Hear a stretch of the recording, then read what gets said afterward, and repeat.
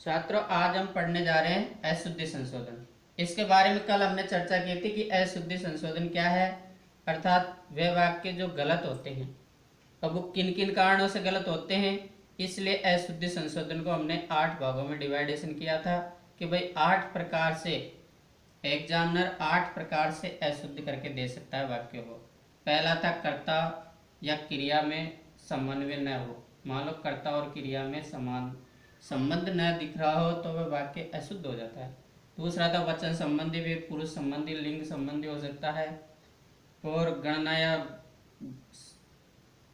गणना या संख्या रूपी अशुद्धियाँ दे सकता है, या फिर कर्ता संबंधी अशुद्धियाँ दे सकता है, कारक संबंधी अशुद्धियाँ दे सकता है, विशेषण संबंधी अशुद्धियाँ दे सकता है, या अव्यय संबंधी अशुद्धियाँ दे सकता है।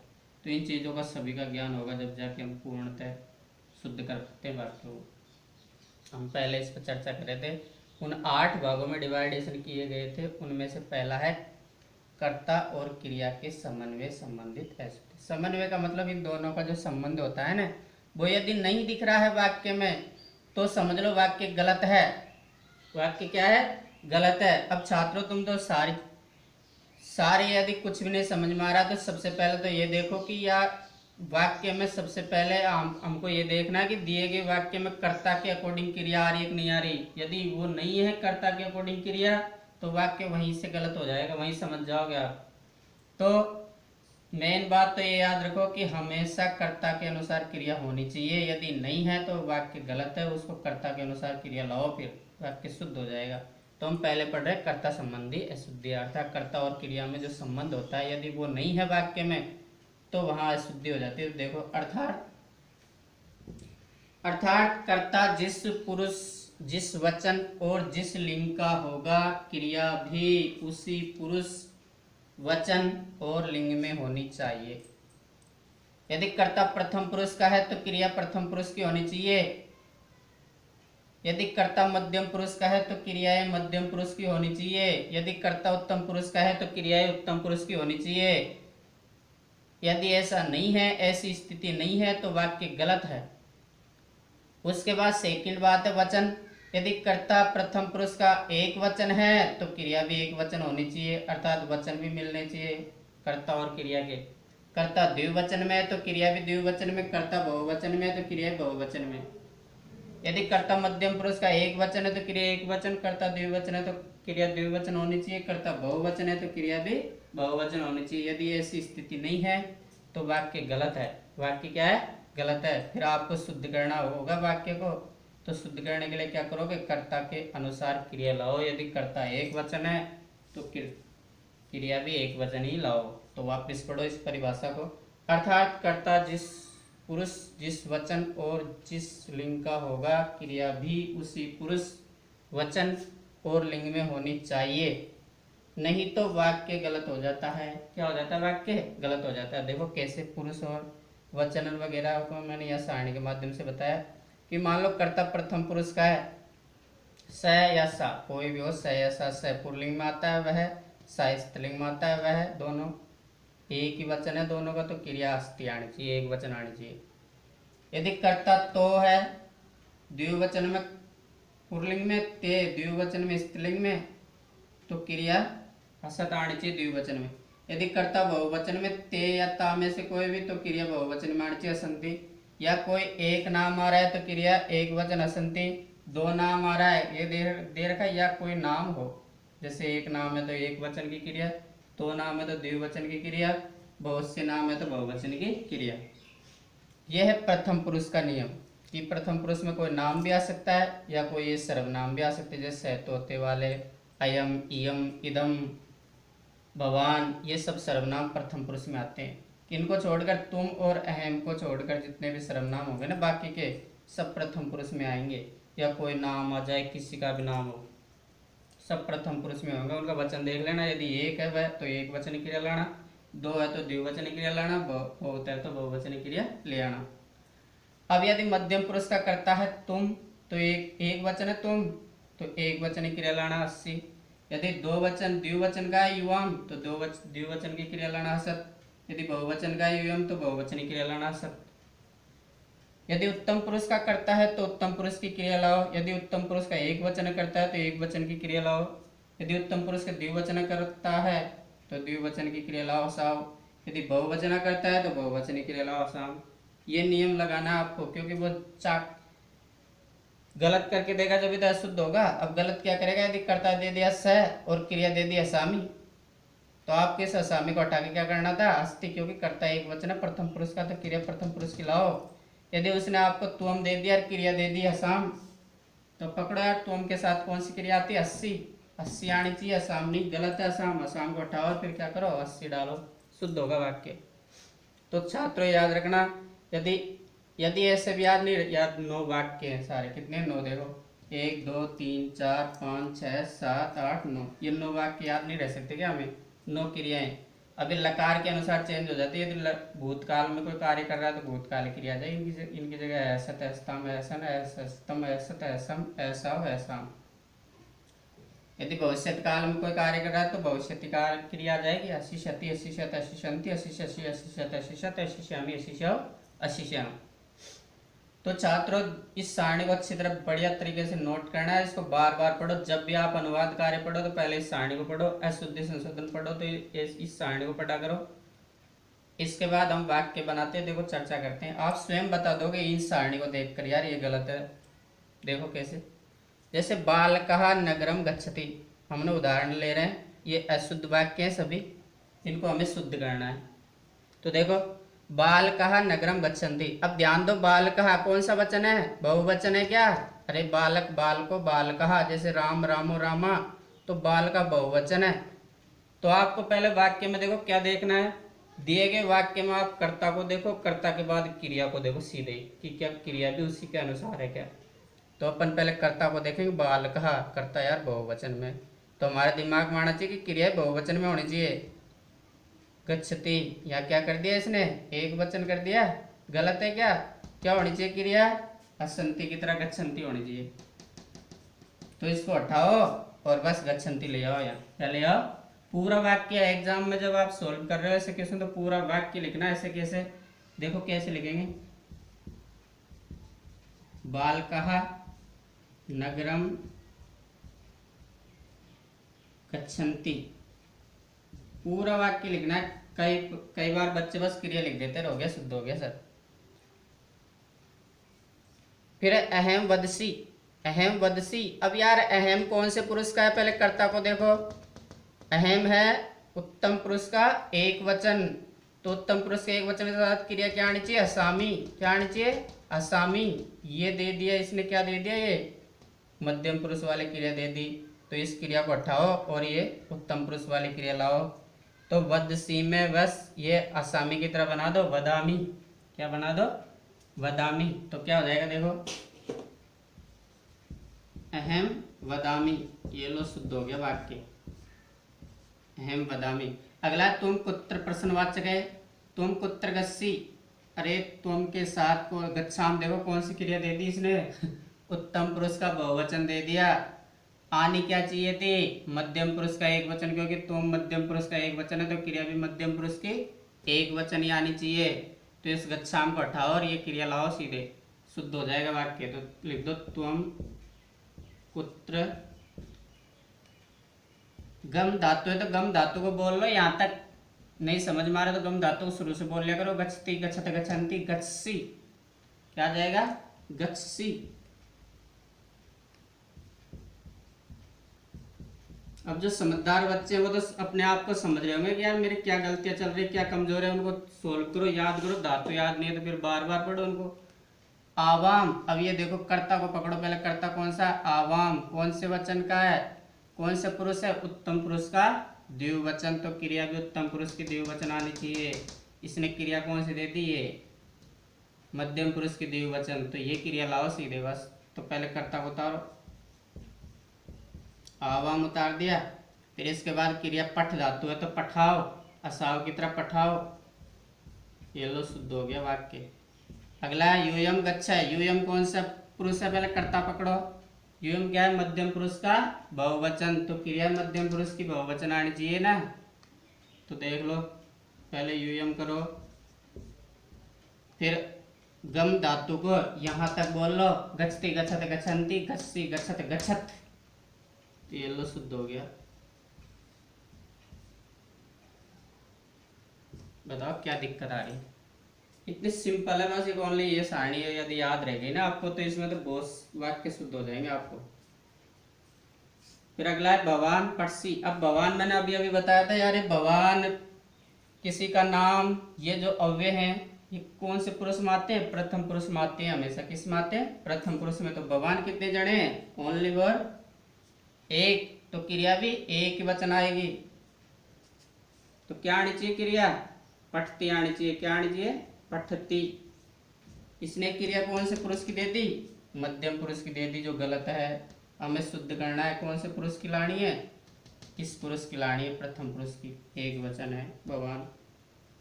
रोहित असामी, अरे रोहित तो प्रथम पुरुष में आते नाम वगैरह तो इसने असामी कौन सी में दे दिया? उत्तम पुरुष में से दे दिया। गलत है वाक्य एकदम, इसको शुद्ध करो, क्या हो जाएगा? रोहित है असामी की जगह क्या हो जाएगा? क्योंकि रोहित एक वचन है, प्रथम पुरुष का तो एक वचन क्रिया क्या है? असति।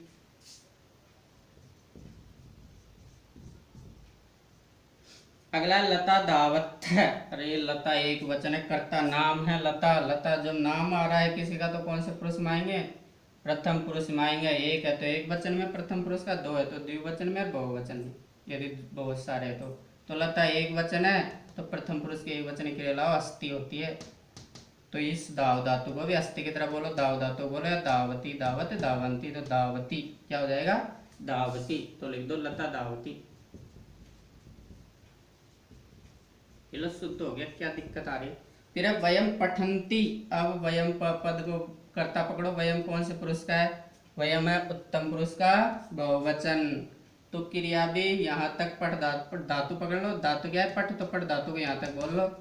पठती पठत पठंती, पठसी पठत पठत, पठामी पठाओ पठाम है, तो पठाम लिख दो, इसको मिटा दो और बस। वयम पठाम, ये लो शुद्ध हो गया वाक्य। ये है छात्रों, इस प्रकार इनको शुद्ध करना। और पढ़ते हैं वाक्य।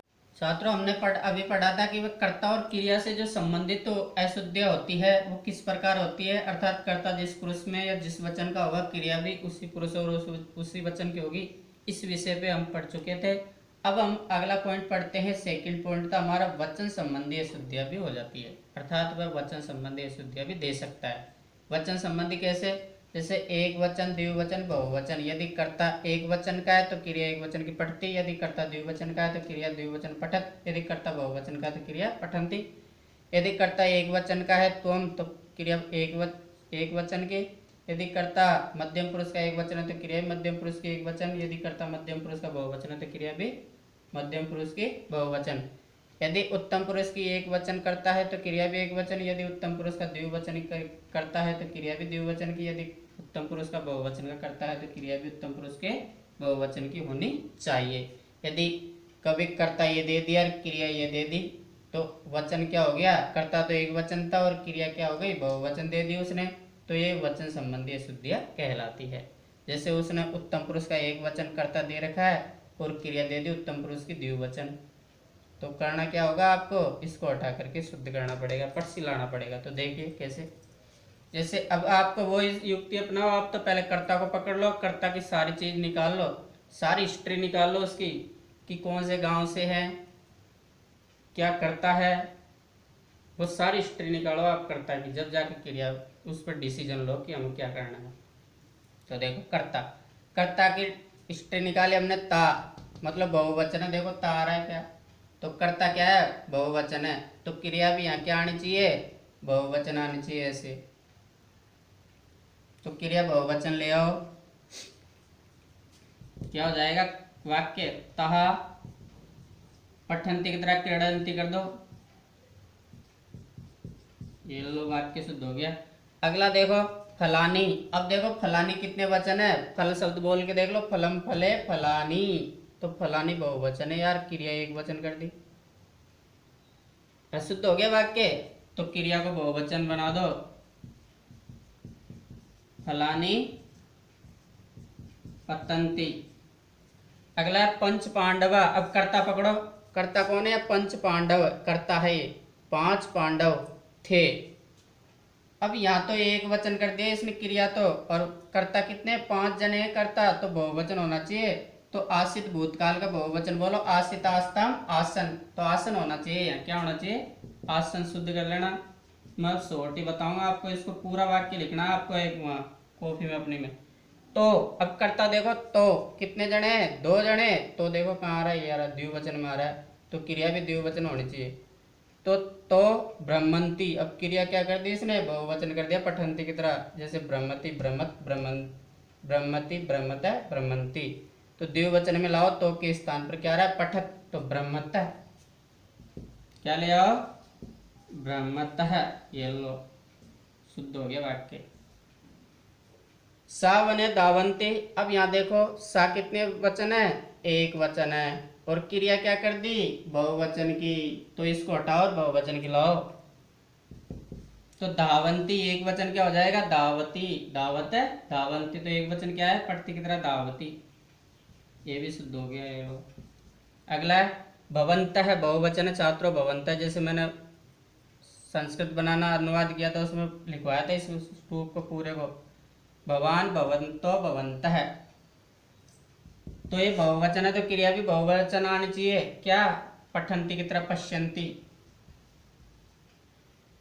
क्या आनी चाहिए? बहुवचन क्रिया आनी चाहिए पश्यंती। देखते हैं, आप सब देखते हो। रवि किशन च गच्छन्ति। अब यहाँ कितने जने हैं? रवि और किशन कितने हैं? 2। तो क्रिया भी क्या आनी चाहिए? 2 आनी चाहिए पठत। यहाँ क्या दे दी इसने? क्रिया गच्छन्ति बहुवचन में दे दी, इसे द्विवचन में लाओ क्रिया को, क्या हो जाएगा? गच्छत है। ये लो। चत्वार वेदा अस्ति। अरे यार अस्ति, वो वेद तो कितने? 4, और क्रिया कितनी दे दी? एक वचन। करता तो बहुवचन में, क्रिया दे दी एक वचन, तो अस धातु को बहुवचन तक बोलो, अस्तिस्त संति। तो क्या आ जाएगा यहाँ? संति। ये शुद्ध हो गया वाक्य। पूरा लिखना है, कोई ऐसे कर लिया आल से तो फिर बाद में भूल जाओगे, तुम समझ में नहीं आएगा। अभी तो लिखते समय तो रहेगा, लेकिन जब याद करोगे जब कि क्या कर रखा है सर ने, पूरा वाक्य उतारना है। छात्रा विद्यालय गच्छन्ति। छात्रा देखो कितने वचन है? बहुवचन है, और क्रिया क्या दे दी? एक वचन, तो इसको बहुवचन लाओ। बहुवचन क्या होती है इसकी? गम धातु बोलो ना, गच्छति गच्छते गच्छन्ति। ये लो, ये भी शुद्ध हो गया। अगला है महेम फलम रोचन्ते। अब यहाँ देखो रुच धातु के योग में कर्म के अनुसार क्रिया होती है, तो कर्म कितना है? एक वचन है। यहाँ कर्म एक है, तो क्रिया भी एक वचन होनी चाहिए, रोचते। तो बस रोचते कर दो। ये लो, महेम यानी मेरे लिए फल अच्छे लगते हैं, कि मुझे फल अच्छे लगते हैं। अगला वाक्य देखो 11वां, छात्रों पठन्ति। अब देखो छात्रों कितने वचन है? द्विवचन है। छात्र वर्ड बोल रहा ना, छात्रा छात्रों छात्रः। तो छात्रों द्विवचन है, और क्रिया कर दी इसने बहुवचन की, तो द्विवचन क्रिया लाओ वापिस, पठ धातु को द्विवचन पे ले जाओ। क्या हो रहा है? पठ धातु। तो क्या हो जाएगा? पठत है। अगला है नायिका नृत्यंती। अरे नायिका तो एक वचन है, और क्रिया दे दी बहुवचन की, पठंती। जैसे ये नृत्यंती, तो इसको एक वचन में लाओ, नृत्यति। क्या होगी क्रिया? नृत्यति। अगला है साधव तत्र गच्छन्ति। यहाँ साधु वर्ड है। क्या वर्ड है? साधु वर्ड है। साधु वर्ड गुरु की तरह चल रहे हैं, तो गुरु शब्द, साधु गुरु शब्द बोलो, गुरु गुरु गुरव। साधव बहुवचन है, तो क्रिया बहुवचन में आनी चाहिए, गच्छन्ति। अगला है अश्वतीव्र दावंती। अरे दावंती बहुवचन कर दिया, घोड़ा एक ही है, एक ही वचन है अश्व तो यहाँ क्रिया को एक वचन में लाओ, दावती। क्या हो जाएगा? दावती। बस शुद्ध हो गया वाक्य। अगला भवान वदंती। भवान एक वचन है, क्रिया दे दी बहुवचन, वदंती, तो क्रिया को एक वचन में लाओ, कर्ता के अनुसार। कर्ता एक है, तो क्रिया भी एक वचन में हो जाएगी, वदती। क्या हो जाएगी? वदती। ये था छात्रों वचन संबंधी अशुद्धियाँ। मतलब कर्ता तो एक वचन में रहेगा, तो क्रिया भी उसी वचन में लानी है आपको, तो शुद्ध हो जाएगा। अभी आपको ओनली इतना सिखाया जा रहा है कि कर्ता के अनुसार क्रिया लाओ, इसलिए सिंपल वाक्य लिए, पहले कर्ता क्रिया लिया फिर वचन लिया है। अब हम अवयव वगैरह को पढ़ेंगे कि अवयव कारकों से कैसे रिलेटिव होती है। इसको हम नेक्स्ट डे पढ़ेंगे कल, क्योंकि वीडियो बड़ा हो जाएगा।